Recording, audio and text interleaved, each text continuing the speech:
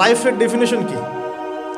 লাইফের ডেফিনেশন হচ্ছে, আমরা বলি না যে আমরা অণু নিয়ে কথা বলি, পরমাণু নিয়ে কথা বলি না, আমরা গঠন একক নিয়ে কথা বলি, এগুলো তো আমরা পড়েছি, মাশাআল্লাহ পড়ে পর্যায়ে এসেছি। এই যে এক একটা দিন, এক একটা রাত, এই যে সেকেন্ড, মিনিট, এগুলো হচ্ছে আমাদের জীবনের গঠন একক, তাই তো? লাইফ মানে এই পুরো ফেজটাকে একত্রিত করে লাইফ।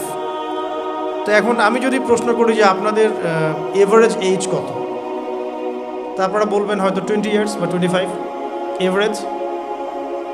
অ্যান্ড আমি যদি বলি আপনাকে যে আমাদের উম্মার গড় আয়ু কত, নবী সাল্লাল্লাহু আলাইহি ওয়াসাল্লাম বলে গেছেন 60 থেকে 65 বছর, 60 থেকে 65। তাহলে আপনার শেষের 5 বছর আপনি বাদ দেন, কথার কথা, কাঠখোট্টা কথা এই জন্য বলছি যে এটা ম্যাথামেটিক্যাল কনক্লুশন, সবার ক্ষেত্রে এটা সেম হবে না, কিন্তু আমরা একটা চিন্তা করছি, মাথায় একটা প্ল্যান করছি।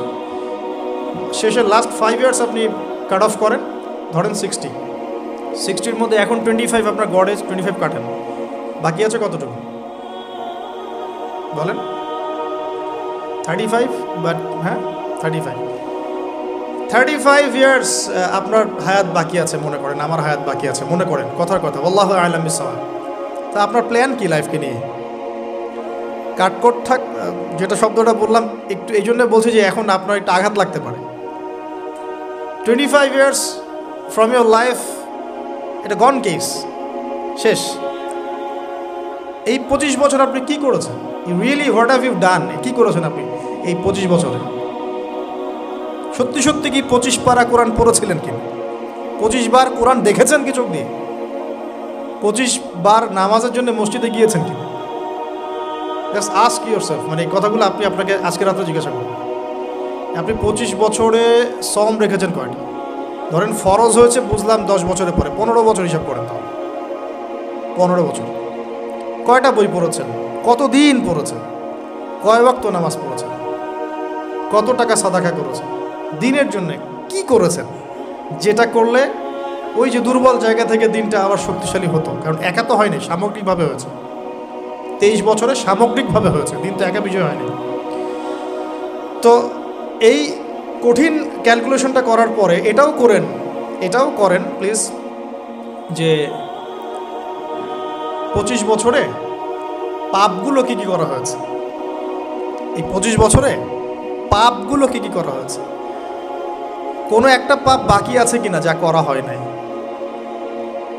25 ইয়ার্সের মধ্যে অনেকেই জিনা করেছে, অনেকেই, আমি আপনাদের কথা বলছি না, এভারেজ আমি পুরো বাংলাদেশের ইয়াং জেনারেশনের কথা বলছি। 25 বছরের ইয়াং এই প্রজন্মটা, এই লেটেস্ট যে প্রজন্মটা, এদের অনেকেই জিনা করেছে, বিবাহ বহির্ভূত সম্পর্ক। এবং আমরা এখন জেনাকে অনেক সময় উস্কেও দেই, আমরা অনেক সময় এটাকে প্রমোটও করি, আমরা এটাকে ফ্যাশনও মনে করি। কারণ আমাদের ঢাকায় মানুষ বলে যে তোর গার্লফ্রেন্ড নাই, এটাই হচ্ছে ওদের কাছে অবাক করা বিষয়। সবাই ঘুরে, ঈদের দিন তুই ঘুরতে পারিস না? আমাদের ফ্যামিলির মধ্যে একজন বলেছে তার মেয়েকে, সবাই ঈদের দিনে বাইরে যায়, তুই যেতে পারস না? ঢাকায় এভাবে কথা।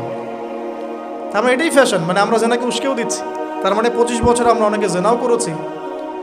মাদকের সাথে সম্পৃক্ত কত পার্সেন্ট ইয়াং জেনারেশন আমাদের দেশে? ক্যালকুলেট করেন, আপনি গুগল করেন, দেখেন কত পার্সেন্ট আমাদের দেশে মাদক সেবন করে।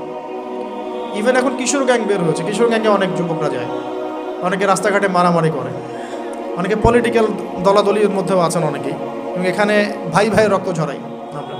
উভয় মুসলিম, কিন্তু উভয় মুসলিম, জুমার দিন একসাথে নামাজ পড়ে। তাহলে এটা কোন দর্শন যেটা আমার ভাইকে শত্রু বানিয়ে দিল, আর পশ্চিমারা গাছের আড়ালে বসে বসে হাসছে? কারণ এই দর্শনগুলো তো ওরাই দিয়েছে। তো 25 বছরের পাপগুলো একটু ক্যালকুলেট করি। প্রিয় দিনী বোন, একটু হিসাব করবেন যে 25 বছর আপনি কতদিন পর্দা করেছেন, কত 25,000 মানুষ আপনার চেহারা দেখেছে কিনা? এই 25 বছরে কত হাজার মানুষ আপনার চেহারা দেখেছে? আর ছেলেরা আপনাকে দেখলে কখনো চেহারা সুরত দেখে না। বেগানা নারীর দিকে একটা ছেলে যখন তাকায় এবং সেক্সুয়াল ডিজায়ার নিয়ে তাকায়, তখন সে চোখ দিয়ে তাকে রেপ করে। ভেরি সরি টু সে যে আপনি প্রচুর চোখ দিয়ে রেপড হয়েছেন প্রিয় দিনী বোন। অনেকেই আপনাকে চোখ দিয়ে রেপ করেছে, আপনি বুঝতেই পারেন নাই। তো এই 25 ইয়ার্স আমরা অনেক কিছুই করেছি, অনেক কিছুই করি নাই। এখন একটু আজকে সাদা একটা কাগজ নিয়ে আমরা একটা হিসাব করব যে আমরা 25 বছরে কী কী করেছি, কী কী করি নাই, কী কী পাপ করেছি, কী কী করি নাই, কী কী পুণ্য করেছি, কী কী করি নাই। আমি আগে মনে করতাম যে একটা খালেস তওবা ইনশাআল্লাহ আল্লাহ পাক সব মাফ করে দিবেন। আসলে আল্লাহ পাক মাফ করেই দিবেন, কিন্তু ভিতর থেকে স্যাটিসফাই হতে পারবেন না আপনি। এখন যদি আপনি এখান থেকে আমার এই লেকচারটা শুনে আল্লাহর ওলি হয়ে যান এবং আপনি বড় মুহাদ্দিস, মুফতি, দিনের বড় দায়ী ইলাল্লাহ, বড় পলিটিশিয়ান, বড় ইঞ্জিনিয়ার, মানে যারা ওয়ার্ল্ডকে ইসলাম স্ট্যাবলিশমেন্টের দিকে নেতৃত্ব দিচ্ছেন, এমনও মানুষ যদি আপনি হয়ে যান, আপনি এই 25 বছরের ঋণটা শোধ করতে পারবেন না। এই 25 বছরের ঋণ আপনাকে প্রতিনিয়তই ভিতরে ধুকিয়ে মারবে, যেটা আমাদেরকেও মারে ভিতর থেকে। যে আমরা যদি আগে থেকে বিষয়গুলো বুঝতাম, যদি আরও আগে থেকে স্টাডি করতে পারতাম, আরও বেশি যদি আমি আলেম ওলামার সাথে মিশতে পারতাম, আরও যদি বেশি গভীরে যেতে পারতাম, তাহলে কতই না ভালো হতো। আমি আশা করি কথাগুলো আপনাদের কলিজায় পৌঁছাবে ইনশাআল্লাহ। এখন লাইফের এটা সবচেয়ে ভাইটাল পার্ট। এই সম্পর্কে আমি জাস্ট 2টা হাদিস বলে আস্তে আস্তে কনক্লুশনের দিকে যাচ্ছি। নবী সাল্লাল্লাহু আলাইহি ওয়াসাল্লাম বলছেন যে 7 শ্রেণীর মানুষকে আল্লাহ পাক কিয়ামতের দিনে আরশের ছায়া দিবেন। কত শ্রেণী ভাই? তার মধ্যে সেকেন্ড শ্রেণীটা হচ্ছে সেই যুবক নাশাআ ফি ইবাদাতিল্লাহি তাআলা, যে আল্লাহ পাকের ইবাদতে তার যৌবনকালটা কাটিয়ে দিয়েছে। এখনো বাকি আছে আপনার সামনে। যৌবনকাল কতটুকু? হয়তো 15 to 40। তার মানে এখনো 40 বা 50 বছর পর্যন্ত আপনার যৌবন টিকে থাকবে ইনশাআল্লাহ, যদিও বা এই যুগে থাকে না। আমরা তো ফ্যান্টাসিতে ভুগি অনেক সময় 4টা বিয়ে। বাস্তবতা হচ্ছে এই যুগে একটাই ডিফিকাল্ট। একজনকে সন্তুষ্ট করে কি ডিফিকাল্ট। এখন সেই যুগ না তো। আমরা তো হর্স রাইড করি না, আমরা তো এক্সারসাইজ করি না, আমরা তো এখন অনেকে খেলিও না। আমরা ফাস্ট ফুড খাই, আমরা হাইজেনিক খাবার খাই না, আমরা আগেকার মানুষদের মতো অনেক কিছুই করি না। এনভায়রনমেন্ট নষ্ট হয়ে গেছে, পলিউশন আছে, সব মিলে এখন আমাদের যৌবন যে 50 বছর পর্যন্ত থাকবে, এটা নিশ্চয়তা দেওয়া যাচ্ছে না যদি আমরা বেঁচেও থাকি। আর কত যুবক যুবতী ভাই বোন যে যৌবনকালেই চলে যায় তার তো ঠিক নাই।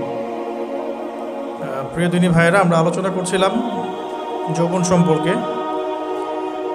এই বিষয়ে আমি 2টো হাদিস বলার নিয়াত করেছিলাম। তো প্রথমটা শুনিয়েছি মোটামুটি, সেটা হলো নবী সাল্লাল্লাহু আলাইহি ওয়াসাল্লাম বলেছেন যে কিয়ামতের মাঠে আল্লাহ রাব্বুল আলামিন যে 7 শ্রেণীর মানুষকে তার আরশের ছায়া দিবেন, তার মধ্যে তৃতীয় শ্রেণী হচ্ছে সেই যুবক যে তার যৌবনকালটাকে আল্লাহর পথে উৎসর্গ করেছে বা কাটিয়ে দিয়েছে। আরেকটা হাদিস যেটা বলতে চাচ্ছিলাম সেটা হলো কিয়ামতের মাঠে 5টা প্রশ্ন হবে, স্পেশাল 5টা প্রশ্ন, যে 5টা প্রশ্নের উত্তর না দেয়া পর্যন্ত কাউকে ছাড়া হবে না। তার মধ্যে প্রথম প্রশ্নটাই হচ্ছে তোমার জীবন কোন কাজে কাটিয়েছো, এবং দ্বিতীয় প্রশ্ন হচ্ছে তোমার যৌবন কোন কাজে কাটিয়েছো। সো আমি বলছিলাম আপনাদেরকে যে যৌবন কালটাকে যদি আমরা আল্লাহর পথে কাটাতে পারি, ইনশাআল্লাহ তাআলা আমাদের এই যে উদ্দেশ্যটা, যে নিজেরা দিন পালন করব, নিজের পরিবারের মধ্যে প্রতিষ্ঠা করব, আমাদের সমাজে দিন ইসলামের দাওয়াতে কাজ করব, যেখানেই থাকি সৎ থাকব, একদিন ইনশাআল্লাহ দিন আবার বিজয়ী হবে, এই যে স্বপ্নগুলো, এগুলো বাস্তবায়িত হবে ইনশাআল্লাহ তখনই যখন আমরা নিজেরা পরিবর্তিত হয়ে সমাজের জন্য ভালো কিছু বয়ে নিয়ে আসবো ইনশাআল্লাহ। আমি জাস্ট কয়েকটা পয়েন্ট আপনাদের সাথে একটু শেয়ার করে শেষ করে দিব যে এখন থেকে কিভাবে আপনারা বা আমরা আমাদের যৌবনটাকে আল্লাহর পথে কাটাতে পারি। প্রথম যে পয়েন্টটা আমি লিখে নিয়ে এসেছি সেটা হলো, আমি একটু বলেওছিলাম যে আমাদের নিজস্ব খসড়া একটা আমলনামা তৈরি করতে হবে আর কি। আজকে আমরা সেটা করতে পারি বাসায় গিয়ে, যে আমরা যদি আমাদের গড় আয়ু হয় 60 বছর, তাহলে আমরা এখন কতটুকু সময় পেতে পারি, আর এই সময়টুকুর মধ্যে আমাদের টার্গেট কী, আমরা আসলে কী চাচ্ছি, কী অ্যাচিভ করতে চাই। যা চলে গেছে এই সময়টুকুর মধ্যে আমরা কিভাবে আল্লাহর রহমত পাবো, ক্ষমা পাবো কীভাবে। যা চলে গেছে এর মধ্যে অনেক নামাজ কাজা থাকতে পারে, রোজা কাজা থাকতে পারে। অনেক সময় এমন হতে পারে যে আমরা অন্যের হকও নষ্ট করেছি। প্রথম যে কাজটা করা উচিত সেটা হলো খালেস তওবা। 1 নাম্বার তাহলে আমরা বলতে পারি, যদি আমরা এখন সংকটগুলো চিহ্নিত করে সমাধানের পথে হাঁটতে চাই, তাহলে আমাদের যৌবনটা আল্লাহর পথে উৎসর্গ করা ছাড়া কোনো অপশন নাই। উৎসর্গ বলতে আমি বোঝাচ্ছি কাটিয়ে দেয়া, আল্লাহর ইবাদত করে কাটিয়ে দেওয়ার কোনো বিকল্প নাই। তার জন্য প্রথমত আমাদের নিজেদের জীবনের কৃতকর্মগুলোর হিসাব নিকাশ মেলাতে হবে, 1 নাম্বার। আর 2 নাম্বার হচ্ছে বিশুদ্ধ তওবা করে আল্লাহর পথে ফিরে আসতে হবে। বিশুদ্ধ তওবা কিভাবে করব এটা আমরা অনেকে বুঝি না। অনেকে মনে করি যে মুখ দিয়ে জাস্ট আস্তাগফিরুল্লাহ বললেই হয়তো তওবা হয়ে যায়। বিষয়টা এমন নয়। বিশুদ্ধ তওবা হচ্ছে আপনি আল্লাহর দিকে পরিপূর্ণ অভিমুখী হবেন, রুজু করবেন, এর নাম হলো বিশুদ্ধ তওবা।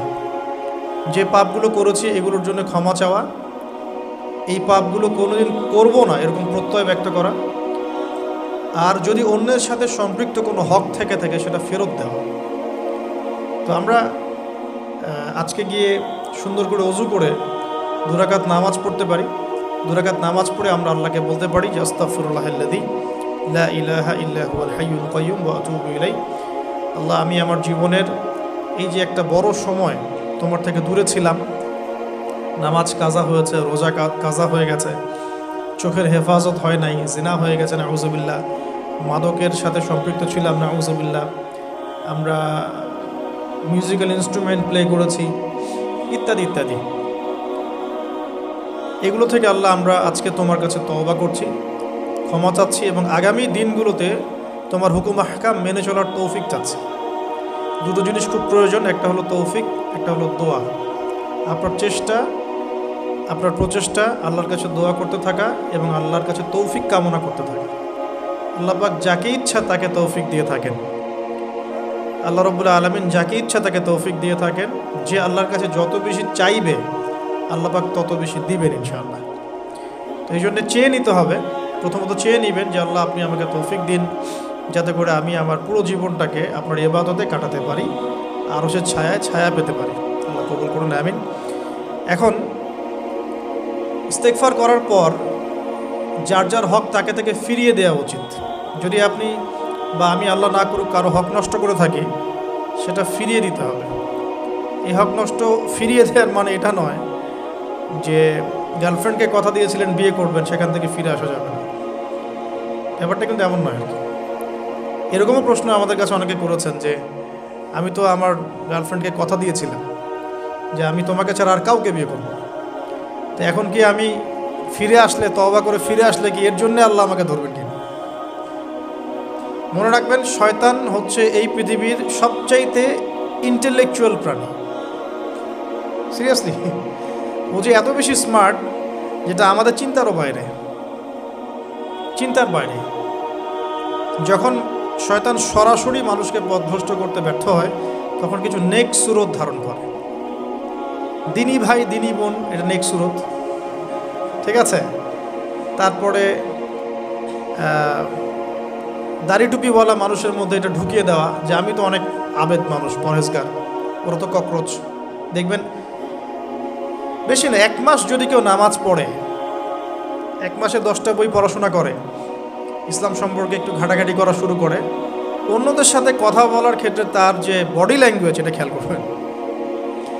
শয়তান কিন্তু অনেক স্মার্ট, এভাবে শয়তান অনেকভাবে মানুষকে প্রতারিত করতে পারে। সো শয়তানের নেক্সট স্রোতে ধোকায় পা দিবেন না। আল্লাহ পাক আমাদের সবাইকে হেফাজত করুন। আমি খুব ভালো একটা কাজ করছি মনে করেন, একটা বড় প্রজেক্ট করছি সারা বাংলাদেশ ব্যাপী, একটু মনের মধ্যে ঢুকিয়ে দিল যে মানুষ তো দেখুক, মানুষ ভালো বলুক, যথেষ্ট আমল ধ্বংস হওয়ার জন্য, এতটুকু যথেষ্ট আমল ধ্বংস হয়ে যাওয়ার জন্য। আল্লাহ মাফ করুক আমাদের।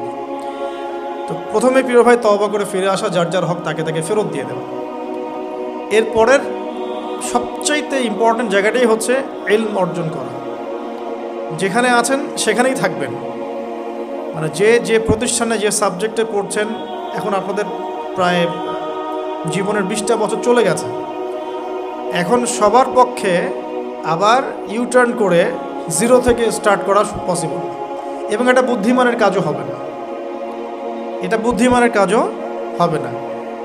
ওই সেকশনে যারা আছেন তাদের সংখ্যা কিন্তু প্রচুর, যারা দিনী লাইনে পড়াশোনা করছেন, ঠিক আছে। আল্লাহ চাইলে তাদের মধ্য থেকেই ইনশাআল্লাহ এমন অনেক বড় বড় মুফতি, মুহাদ্দিস, ইমাম তৈরি হবেন যারা ধর্মীয় অঙ্গনে নেতৃত্ব দিবেন। আর যদি দেখা যায় তারা তাদের দায়িত্ব পালন না করেন, তখন আল্লাহ পাক জেনারেল থেকে মানুষ উঠায় নিয়ে আসবেন। এটা আল্লাহ পাকের কৌশল, আল্লাহ পাক করতে পারেন। এখন আপনি কি করবেন? যেহেতু আপনারা 20-25 বছর পার করে আসছেন, যে সাবজেক্টে পড়ছেন কন্টিনিউ করতে থাকেন। যদি এনভায়রনমেন্ট থাকে ফ্রি মিক্সিংয়ের, এখানে আপনি আপনার চোখকে হেফাজত করার চেষ্টা করবেন সর্বোচ্চ। এই ব্যাপারে আমি একটা বই সাজেস্ট করি। এই বইটা পড়লে ইনশাআল্লাহ আপনার অন্তরের মধ্যে এই বিষয়গুলো কমে আসবে ইনশাআল্লাহ। সেটা হলো তাসকিয়া, ও আরেক নামে এসেছে, সেটা হলো তাসাউফ ও আত্মশুদ্ধি। তাসাউফ ও আত্মশুদ্ধি পুরো ওয়ার্ল্ডের ওয়ান অফ দ্য মোস্ট, বলবো যে অনারেবল একজন আলেমে দিন, টপ 10-এর মধ্যে একজন, আল্লামা তাকি উসমানী দামাত বারাকাতুহু, তার লেখা বই তাসাউফ ও আত্মশুদ্ধি। বাংলাদেশে যে মাকতাবাতুল আশরাফ তারা প্রকাশ করেছে। এই বইটা যদি পড়েন, আপনার মনের মধ্যে নফসের যে খারাপ রিপুগুলো, এগুলো আস্তে আস্তে কমতে থাকবে। এবং এই বইটা আমি বলি যে বারবার পড়া উচিত, বারবার পড়া উচিত।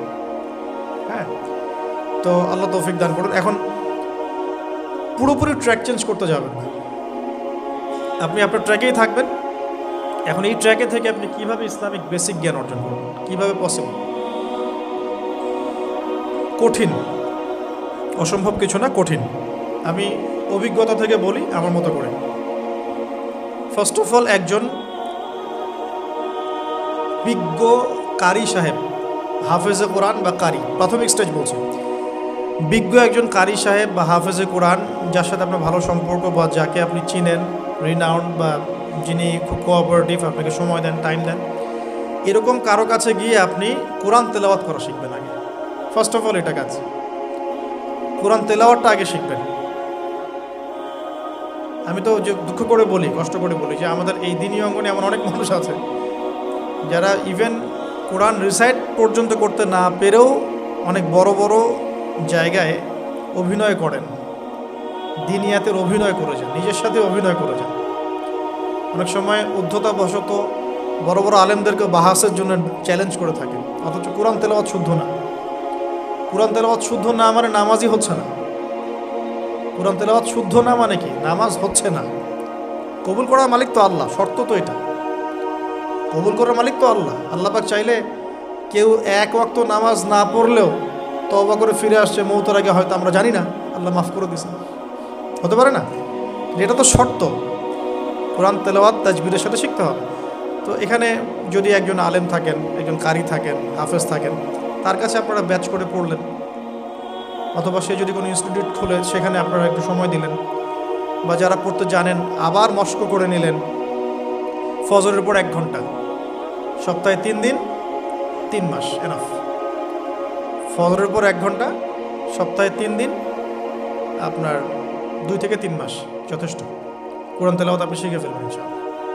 এটা প্রথম কাজ। এটা না করে পরের কাজগুলো আসলে পসিবল না।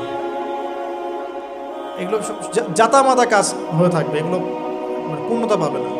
প্রথম কাজটাই কোরআন তেলাওয়াত। এরপরে আপনার অনেকে তাবলিগ জামাতে সময় দেন, সময় দিবেন। অনেকে দেখা যায় যে বাসায় দিনই বই পুস্তক পড়েন, এগুলো পড়বেন, ঠিক আছে। অনেকে হাদিসের বইয়ের যে অনুবাদগুলো হয়েছে এগুলো পড়বেন, সমস্যা নেই। কিন্তু কোরআন তেলাওয়াত অবশ্যই শিখবেন। তারপরে আপনি যদি এখান থেকে বের হওয়ার পরে বা রানিং অবস্থাতেও যদি সময় বের করতে পারেন, তাহলে মাদ্রাসা অঙ্গনের কোনো আলেমের সোহবতে গিয়ে আপনি অ্যারাবিক ল্যাঙ্গুয়েজ এবং অ্যারাবিক গ্রামার শিখবেন। ওটা আপনার শেখার লেসন 2, কোরআনের পর এটা শেখার লেসন 2।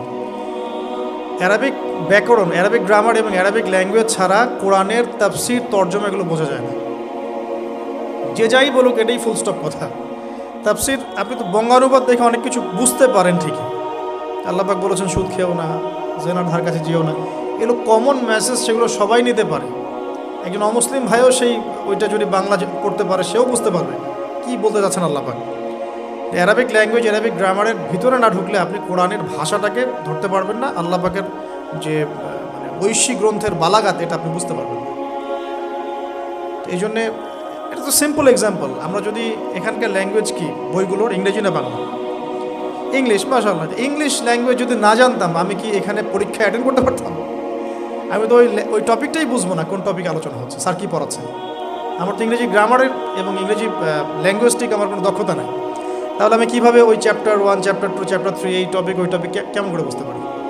সিমিলার এখানে কোরআনের ক্ষেত্রে যদি আপনি ল্যাঙ্গুয়েজগুলো না জানেন এবং গ্রামারটা না বোঝেন, তাহলে কোন সূরার ভিতরে কি গভীর মর্ম এগুলো আপনি ধরতে পারবেন। ভাষা একটা অর্থ বুঝতে পারবেন, ভাষা অর্থ পরীক্ষায় পাশ করাতে পারে, কিন্তু A+, গোল্ডেন A+ আনতে পারে না। আশা করি আপনি বুঝতে পারছেন যে আমি কী বলতে যাচ্ছি। তো এটার জন্যে এখন এক্সাম্পল বুঝে নেন। এই যে এখানে ইংরেজি ল্যাঙ্গুয়েজ পড়ছেন, ওই ল্যাঙ্গুয়েজের উপরে বেস করে আপনি বইগুলো শেষ করছেন, এটা কি ওস্তাদ ছাড়া করছেন না ওস্তাদ সহ করছেন?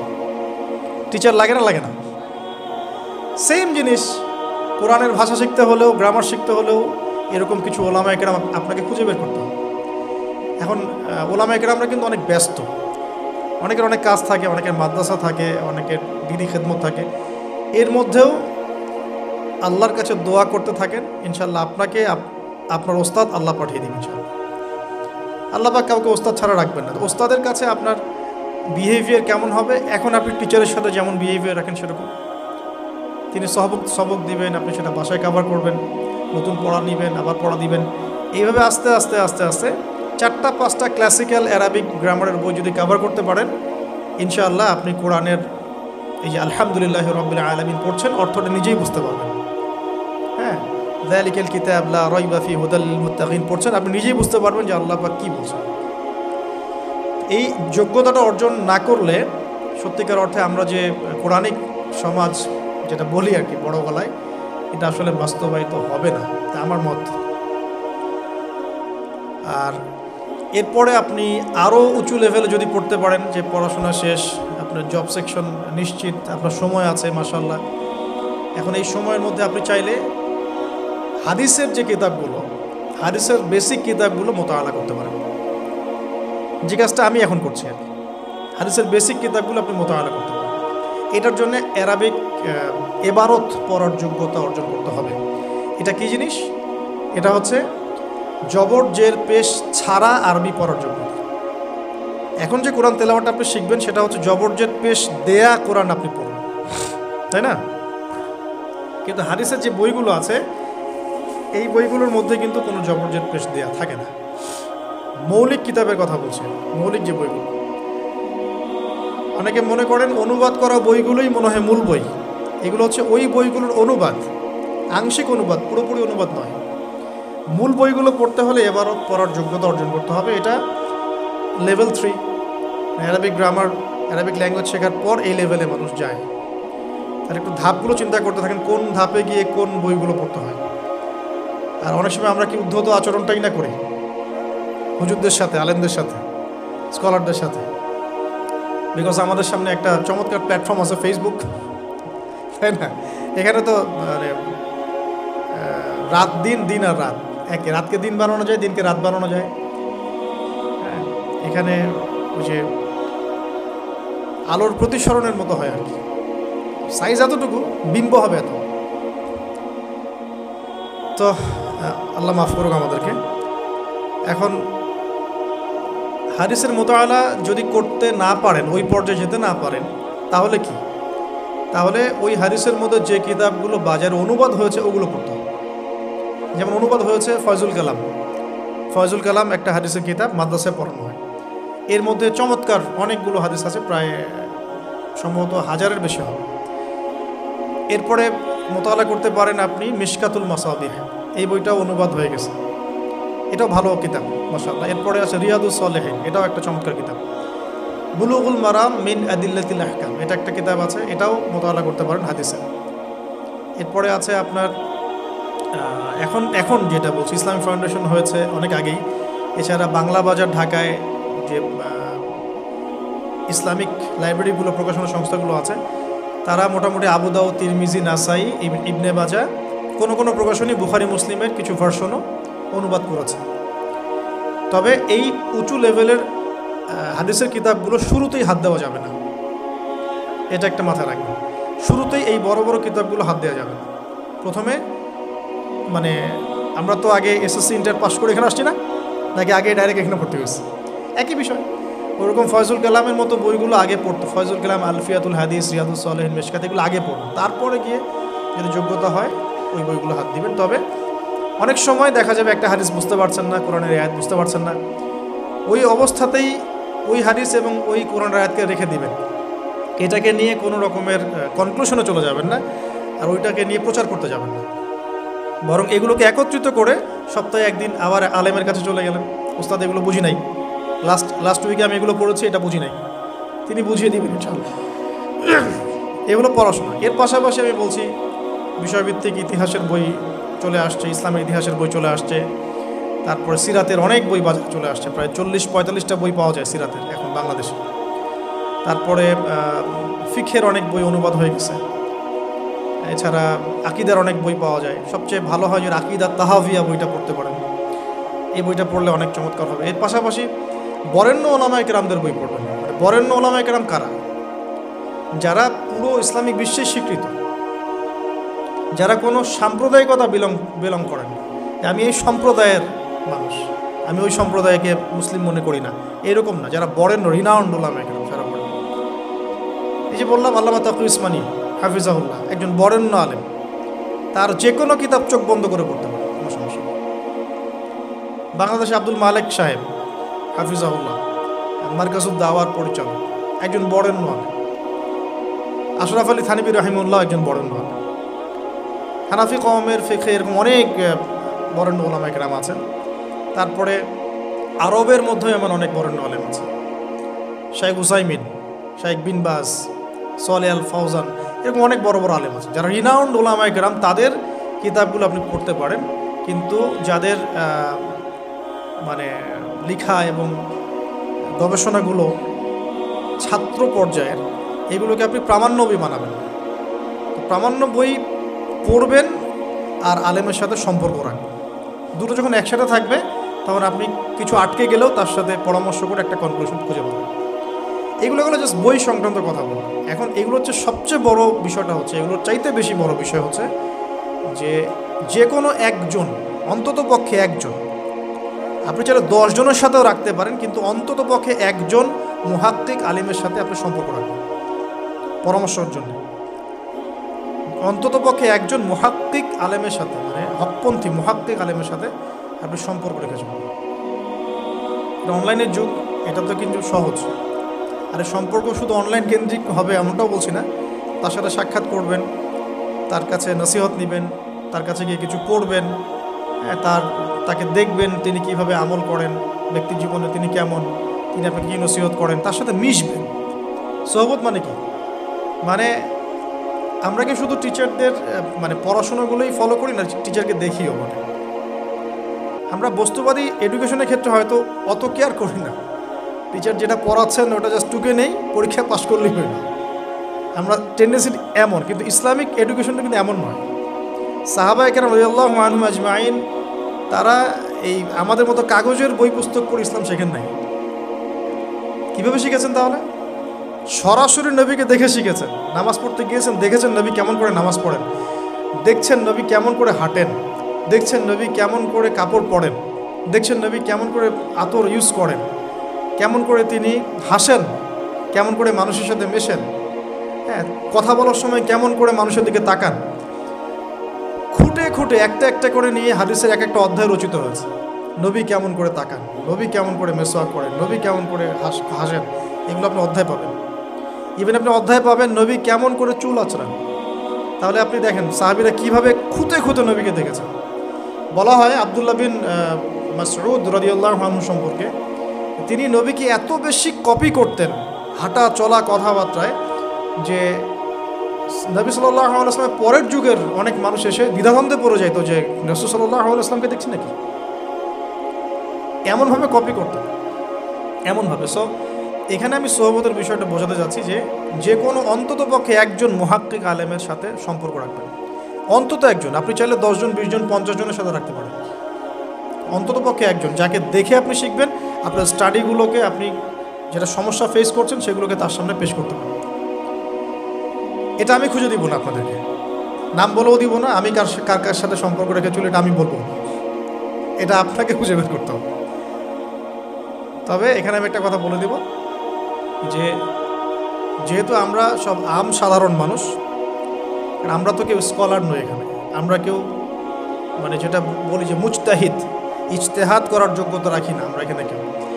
সেক্ষেত্রে অবশ্যই আমাদেরকে পূর্বসূরি ওলামায়ে কেরামদেরকে ফলো করতেই হবে, কারণ কোরআন সুন্নাহ নতুন করে গবেষণা করে আপনি তো সব মাসআলা বের করতে পারবেন না। এই কারণে আমাদেরকে মাযহাব মানতে হয়, এটা খারাপ কিছুই না। এটা নিয়ে অনেক কথা সমাজে এখন শুনি, দেখি, দরকার নাই, আমরা লা মাযহাবি, আমরা এইটা, আমরা সেইটা। এগুলো আসলে বোগাস কথাবার্তা এবং সমাজ বিভক্তকরণের মূল হাতিয়ার এগুলো হয়ে গেছে। সমাজের ইউনিটি নষ্ট করবেন কেন? কোরআন এবং সুন্নাহ আল্লাহ ফলো করতে বলেছেন, দ্যাটস অল। কোরআন সুন্নাহ আপনি কি এখন আমি যদি আপনাকে কোরআন এই যে দিলাম, নেন কোরআন, নেন তাফসির ইবনে কাসির, নেন তাফসিরে জালালাইন, নেন আপনি তাফসিরে মারিফুল কোরআন, নেন এইটা, এই যে বুখারী নেন, মুসলিম নেন, তিরমিজি, আবু দাউদ, নাসাই সব নিয়ে নেন। এখন আপনি কি গবেষণা করে সব মাসআলা আমাকে দিতে পারবেন? ইম্পসিবল, আমার পক্ষে এখন ইম্পসিবল। তাহলে এগুলো যারা গবেষণা আগে করেছেন তাদের কিতাব তো আমাদেরকে পড়তে হচ্ছে। এটাই হলো তাদের মত নেয়া, তাদের মত অনুযায়ী পথ চলা। তো এই জিনিসগুলো নিয়ে যারা বাড়াবাড়ি করছে এটা খুবই দুঃখজনক। অবশ্যই কোরআন সুন্নাহকে ফলো করতে হলে আমাদেরকে হকপন্থী উলামায়ে কেরামের সোহবতে যেতেই হবে। তাদের বইপত্র, লেকচার, তাদের নসিহত, তাদের ফিকহের কিতাব, এগুলো আমাদের ঘাটতে হবে। আদারওয়াইজ আমরা সরাসরি কোরআন সুন্নাহর দাবি করলেও মানতে পারবো, সরাসরি কোরআন সুন্নাহ মানিয়ে দাবি করলেও মানতে পারবো না, বিকজ আমি তো কোরআন সুন্নাহর সব জ্ঞান রাখি না। ক্রিপ্টোকারেন্সি হালাল না হারাম আমি যদি আপনাকে এখন প্রশ্ন থ্রো করে দেই, নেন সব বই দিয়ে দিলাম কোরআন সুন্নাহর, আপনি কি ঘেটে আমাকে অ্যান্সার দিতে পারবেন? তাহলে এটা ঘাটবে কারা? যারা এটা ঘাটার যোগ্যতা রাখে। তারা ঘেটে যখন একটা প্যানেল করে একটা ফতোয়া যখন আসবে যে না এটাই, তখন আমরা সেটাকে ফলো করব। That's all. এই জিনিসটা রাসূল সাল্লাল্লাহু আলাইহি ওয়াসাল্লামের যুগেও ছিল, সাহাবীদের যুগেও ছিল, তাবেঈনদের যুগেও ছিল। এটা আস্তে আস্তে চলে আসছে এই পর্যন্ত। তো এখানে ক্লাসিক্যাল যে ইসলাম চলছে এখানে থাকলে আপনার বিভ্রান্ত হওয়ার কোনো চান্স নেই। কিন্তু এর আশপাশে ব্যাঙের ছাতার মতো অনেক মতাদর্শ এসেছে এখন, নতুন নতুন অনেক। এইগুলোতে পা দিলে নেক্সট শুরুতে ধোকা খাবেন শয়তানের মতো। ওই যে বললাম, শয়তান নেক্সট শুরুতে ধোকা দেয়, মনে হবে যে আমি তো সরাসরি কোরআন সুন্নাহ ফলো করি। আদতে আপনি কোরআন সুন্নাহই ফলো করছেন, আদতে আপনি কোরআন সুন্নাহর কিছুই ফলো করতে পারবেন না। ফলো করলেও আংশিক পারবেন, আংশিকটা পারবেন না। একটা মাসআলা মনে করেন, একটু বলেন এই জায়গায়, একটা মাসআলা মনে করেন এসেছে যে আমরা বর্তমান অর্থ ব্যবস্থায় আমরা কিভাবে আমাদের ব্যাংকিং সিস্টেমটা সাজাবো, ধরেন একটা মাসআলা এসেছে। এখন এই বিষয়ে যদি আমরা ইকোনমিক্সের উপর দক্ষ ওলামায়ে কেরামদের শরণাপন্ন না হই, আমরা কি অ্যান্সার নিতে পারবো? আমি কি পারবো উত্তর দিতে? আপনি কি পারবেন? যে কোরআন এবং সুন্নাহ গবেষণা করেছেন এবং যার কাছে অর্থনীতির জ্ঞান আছে, ওই রকম মুহাক্কিক কোনো আলেম আপনাকে বলতে পারবে এখন আমাদের কি করতে হবে। এই জিনিসটাই যদি আমরা বাংলাদেশের সংবিধান সম্পর্কে জানতে চাই, আমাদেরকে আইনজীবীর কাছে যেতে হবে। আমরা যদি রোগ নির্ণয় করতে চাই, ডক্টরের কাছে যেতে হবে। এখানকার ইঞ্জিনিয়ারিং যা পড়ানো হয় আমি কি সেটা বলতে পারবো? তাহলে আমাকে এখানকার স্যারের কাছে যেতে হবে, স্যার এখানকার বিষয়টা কী আমাকে একটু বুঝাই দেন। তখন তিনি তার জ্ঞান থেকে এবং তার জ্ঞানের সোর্স থেকে ঘেটে ঘেটে আমার জন্য কিছু সমাধান বের করে দিবেন, আমি তো সেটা ফলো করব। এই ফলো করা জিনিসটাকে যারা নেগেটিভলি উপস্থাপন করছেন এটা ঠিক না, এটা একটা উদ্ধত আচরণ হচ্ছে, অহংকার হচ্ছে। এখন এরপর কি? এরপরে আপনি পড়াশোনা চালিয়ে গেলেন, আলেম আপনার কাছে পরিচিত আছেন, আপনি টাচে আছেন, পড়াশোনা করছেন, কোরআন হাদিস মুতালা করছেন, মাশাআল্লাহ দ্বীনের জ্ঞান অর্জন করছেন। এখন আপনি আপনার সাধ্যমতো দাওয়াতি কাজ করবেন, যতটুকু দাওয়া আপনার দেওয়ার যোগ্যতা আপনি অর্জন করেছেন বা পারছেন অতটুকু ছোট ছোট করে 5 মিনিট 10 মিনিট, একটা হাদিস 2টা হাদিস, এভাবে মানুষের মধ্যে ইসলামটাকে প্রচার করতে থাকে ইনশাআল্লাহ। তবে যে বিষয়গুলো নিয়ে সমাজে ইখতিলাফ, দ্বন্দ্ব দেখা যায়, এগুলো নিয়ে আপনি কথা বলতে চান, এগুলোর কোনো সমাধান নাই, মানে এগুলো কখনো শেষ হবে এমনটা মনে হচ্ছে না। ইলা ইয়াউমিল কিয়ামা, কিয়ামত পর্যন্ত এগুলো শেষ হবে এমনটা বোঝা যাচ্ছে না। এই জন্য আমরা এখানে আগুন আর উস্কে দেওয়ার দরকার নাই। আপনি আপনার কাছে যেটা ভালো লাগে ওই মানহাজ, ওই মাযহাবটা ফলো করতে থাকেন ইনশাআল্লাহ। সাহাবীদের যুগ থেকে এরকম ইখতিলাফ কিন্তু ছিল, তাই বলে কেউ কাউকে তারা এরকম তুই কাফের হয়ে গেছিস এরকম কখনো কথা কেউ বলে নাই, যেটা আমাদের পান থেকে চুন খসলে মানুষ বলে দেয়। এরকম জায়গায় যায় না, এটা তাস্কিয়া নষ্ট হয়ে যাবে, আপনার মনের তাস্কিয়া নষ্ট হয়ে যাবে। এখন এরপরে আপনি বা আমি আমাদের কর্মক্ষেত্রটা সাজাবো। কিন্তু আমাদের এখন মাশাআল্লাহ পড়াশোনা হচ্ছে, আলেমদের সাথে আমরা সম্পর্ক রাখছি, শেষ করছি, একটু ধৈর্য ধরেন। কর্মক্ষেত্রটা আমরা সাজাবো। এখন আপনারা বের হয়ে যাবেন, জবে চলে যাবেন মাশাআল্লাহ। এখানে কি, এখানে এমন একটা বিষয় খুঁজে নেওয়ার চেষ্টা করেন যে আপনার যাতে দুনিয়ার আর্নিংসটাও চলে আসে এবং পরকালেরও কাজ হয়। এক্সাম্পল দিচ্ছি আমি একটা, ধরেন যে আমার 4-5টা মাদ্রাসা আছে, কথা আমি বিভিন্ন মাদ্রাসায় পড়াই। এখানে কি হচ্ছে, আমি ইলম শিক্ষা দিচ্ছি, আমার নিজের চর্চা থাকছে, আমি সেখান থেকে কিছু হালকা পাতলা কিছু বেতনও পাচ্ছি, আমার পরিবার চলে যাচ্ছে। তো পুরো লাইফের পুরো কাজগুলোই কিন্তু তখন দিন কেন্দ্রিক হয়ে গেল, তাহলে সে বেশি লাভবান হল। এখন আপনাদেরকে এরকম সুযোগ বের করতে হবে যে আপনারা এমন এমন কিছু ক্ষেত্রে যাবেন যেখানে ওই কাজটাই ইবাদত বলে কাউন্ট হবে। টাফ কিন্তু ইম্পসিবল না। বা যদি এমন জব নাও পাওয়া যায়, আপনি হালাল কোনো বৈধ জবে থাকলেন, আপনার রিজিকের একটা অংশ থেকে আল্লাহর পথে সদকা করলেন। আল্লাহ পাকে এর বেশি কিছু আপনার কাছে চাচ্ছেন না। জাকাত ফরজ হয়ে গেলে জাকাত দিলেন, নফল দান সদকা করলেন, এতটুকু। আপনার পরিবারের পিছনে খরচ করলেন, আল্লাহর হক আদায় করলেন, জনগণের আমরা যেটা বলি মানুষের হক সেটা আদায় করলেন। এরপরে আপনার আসবে বিয়ে শাদীর ব্যাপার স্যাপার। বিয়ে শাদীর ব্যাপার স্যাপার আগে আনলাম না কেন? কারণ ওই আত্মনির্ভরশীল না হলে তো মেয়েরা আপনার কাছে আসবে না। ওটা প্রেম করতে পারে, কিন্তু বিয়ের সময় তারা খুব সচেতন। বিয়ের সময় তারা অনেক বেশি কনসিয়াস যে না, সে কি করে এটা দেখতে হবে। এবং মেয়ের বাবা মার প্রথম প্রশ্নই হবে আপনি করেন কি। আপনি সুফি মানুষ, মনে করেন আপনি হচ্ছেন কি বলবো, যে আপনি হচ্ছেন মুহাদ্দিস, আপনি মুফতি, আপনি হচ্ছেন মুফাসসিরে কোরআন, কোনো দাম নাই।